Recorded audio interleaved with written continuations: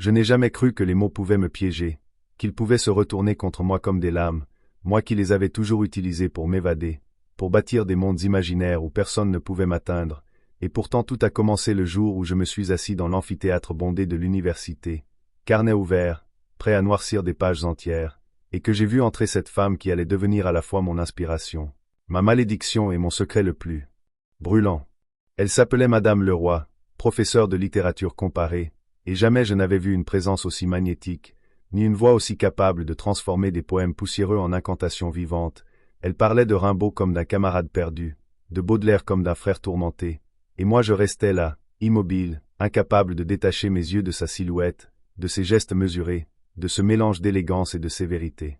qui me donnait l'impression d'être face à une figure à la fois intouchable et terriblement humaine. Je me disais que ce n'était que l'admiration banale d'un étudiant pour son enseignante, rien de plus, rien de dangereux. Et pourtant, à la fin du premier cours, alors que tout le monde se ruait vers la sortie, je suis resté assis, griffonnant sur mon carnet des phrases qui n'avaient aucun sens, sauf celui de traduire le feu qui commençait déjà à couver en moi. Et quand je suis rentré ce soir-là, dans ma chambre d'étudiant, une chambre étroite aux murs ternes, j'ai écrit mon premier poème depuis des années, un poème maladroit, tremblant, qui parlait d'une flamme dissimulée derrière un rideau de pluie, et bien sûr je savais que c'était elle, mais je refusais de me l'avouer, je voulais croire que ce n'était qu'un exercice littéraire, une échappatoire à la routine. Pourtant les jours passaient et chaque cours devenait pour moi un rituel sacré. Je ne voyais plus mes camarades, je n'entendais même plus leurs rires ou leurs soupirs, je n'avais Dieu que pour elle, je notais tout ce qu'elle disait, mais dans les marges je noircissais des vers qui ne parlaient que d'elle, de sa voix, de son regard, de cette manière qu'elle avait de lever légèrement le menton lorsqu'elle citait un passage important, comme si chaque mot devait être offert au ciel avant d'atteindre nos oreilles. Et bientôt j'ai rempli un cahier entier de ces poèmes qui n'avaient d'autre sujet qu'elle, mais que je maquillais derrière des images de mer, de vent, d'étoiles, persuadé qu'ainsi personne ne devinerait jamais la vérité, pas même moi. Et puis un jour, alors qu'elle nous avait donné un devoir libre, un simple exercice d'écriture où nous devions livrer un texte poétique inspiré par une figure littéraire de notre choix,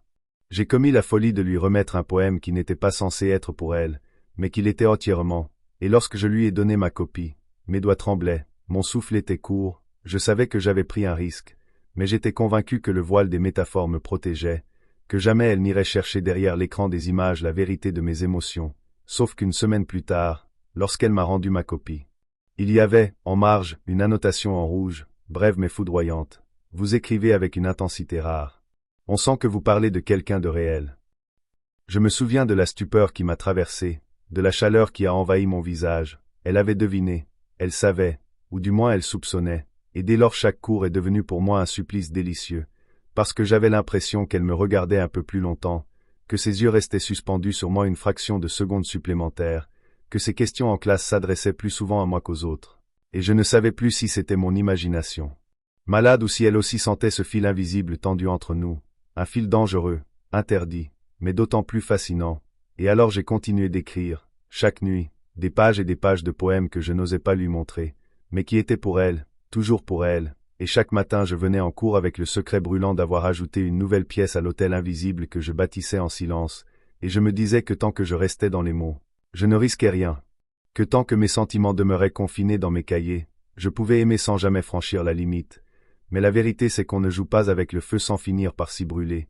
et je crois que c'est elle qui a jeté la première étincelle lorsqu'un jour, après le cours, alors que je rangeais mes affaires plus lentement que d'habitude, elle s'est approchée de moi et m'a dit « Vous devriez songer à publier ce que vous écrivez. Il y a là quelque chose de sincère qui mérite d'être lu. » Et son sourire à ce moment-là, ce sourire discret mais complice, a suffi à me faire comprendre qu'elle avait compris, qu'elle savait que derrière mes métaphores il y avait son visage, derrière mes vers il y avait sa voix, et je suis rentré ce soir-là incapable de dormir, hanté par cette certitude qu'un secret partagé, même à demi-mot, lie deux êtres plus sûrement qu'une promesse, et dès lors je n'ai plus jamais écrit de la même manière. Chaque poème devenait une déclaration déguisée, chaque mot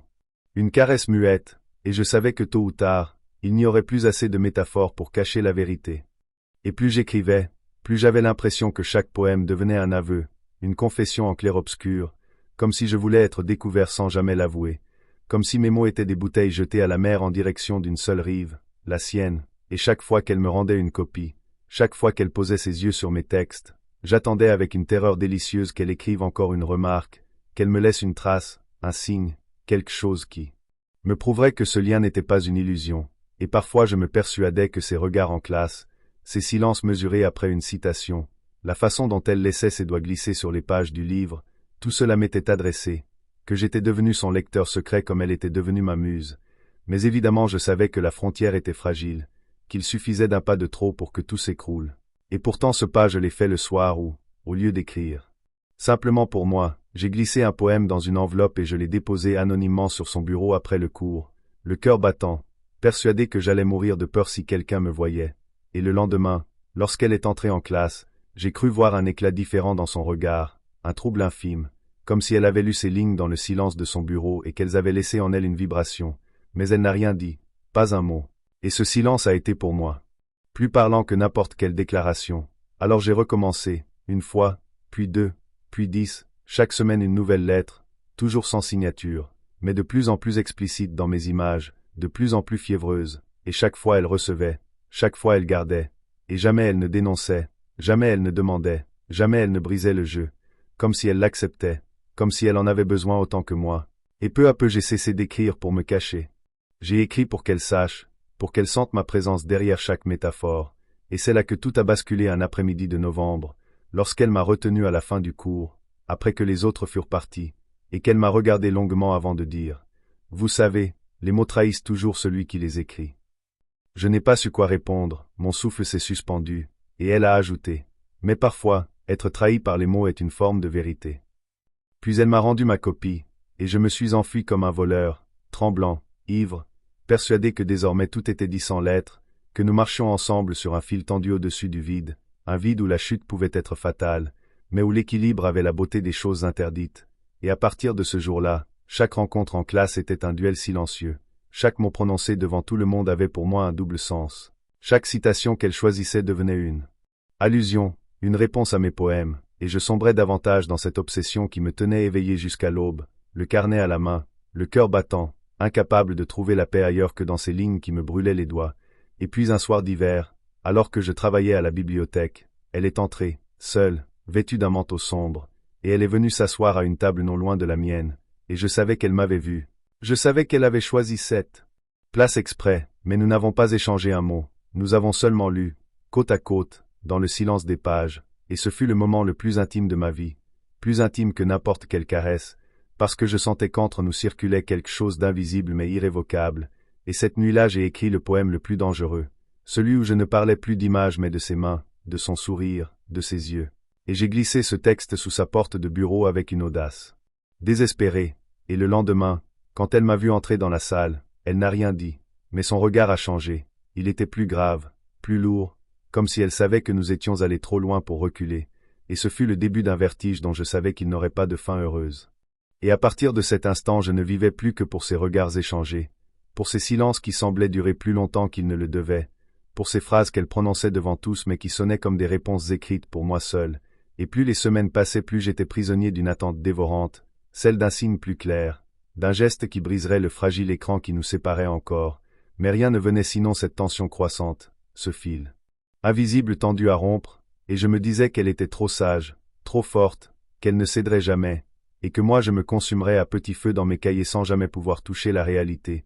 Pourtant un soir tout a changé lorsque je suis allé rendre visite à un ami dans un café du centre-ville et que je l'ai vue, elle, assise seule à une table, un livre entre les mains, le visage baigné par la lumière tamisée, et j'ai senti mon cœur bondir dans ma poitrine, je n'avais pas prévu cette rencontre, je n'étais pas préparé, mais mes pas m'ont conduit vers elle comme s'ils avaient été appelés, et lorsque nos yeux se sont croisés il n'y avait plus de professeur ni d'étudiant, seulement deux êtres pris au piège de ce qu'ils taisaient depuis des mois. Elle a fermé son livre lentement, m'a regardé et a dit d'une voix calme, « Asseyez-vous ».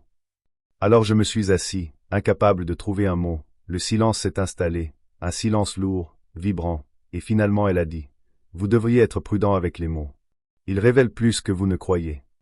J'ai voulu répondre que je le savais, que je ne pouvais plus les retenir, que tout ce que j'écrivais était une manière d'avouer sans briser la règle, mais ma voix s'est éteinte avant de franchir mes lèvres. Alors elle a ajouté, les yeux fixés sur moi, « Et si je vous disais que je comprends ?»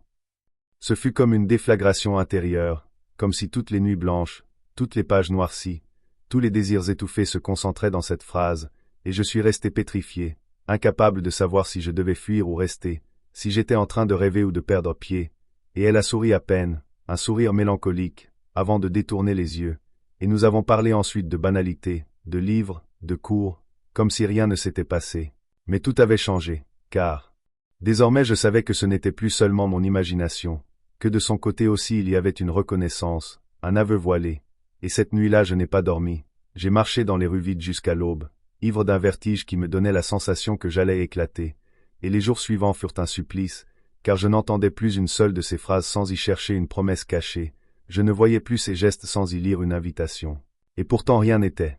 dit, rien n'était fait, nous restions enfermés dans ce théâtre silencieux où chaque regard était une scène, chaque silence une réplique, et je savais que cela ne pouvait pas durer indéfiniment, qu'il faudrait un jour franchir le seuil ou bien s'effondrer sous le poids de ce non-dit. Et ce seuil, nous l'avons franchi par hasard, une fin d'après-midi où un orage éclatait sur la ville. La pluie battait violemment les vitres de l'amphithéâtre et les étudiants s'étaient dispersés plus vite que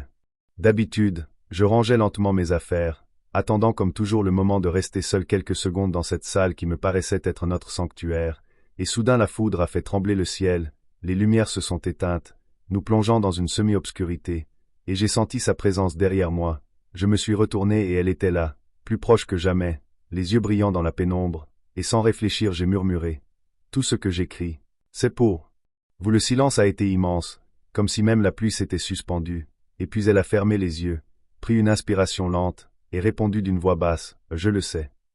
Alors j'ai cru que le monde basculait, que tout ce qui jusque-là n'était que soupçon et métaphore devenait chair, réel, impossible à effacer, et dans ce silence chargé, dans ce fracas de pluie et d'éclairs, j'ai senti que nous étions arrivés au bord du gouffre, qu'un pas de plus et il n'y aurait plus de retour, et c'est elle qui a posé ce pas lorsqu'elle a glissé sa main sur mon carnet, l'a refermé doucement, et m'a dit « Gardez ça pour vous sinon nous serons perdus. » Mais dans ses yeux il n'y avait pas de refus, seulement une peur mêlée d'un désir qu'elle ne pouvait plus dissimuler, et ce regard est resté gravé en moi comme le sceau de notre secret, et dès lors je n'ai plus écrit de la même manière, chaque poème n'était plus une offrande mais une arme, chaque mot un moyen d'approcher plus près de la vérité, et je sentais que tôt ou tard, malgré toutes ces mises en garde, malgré toutes les barrières, nous serions emportés par ce que nous avions tenté de contenir.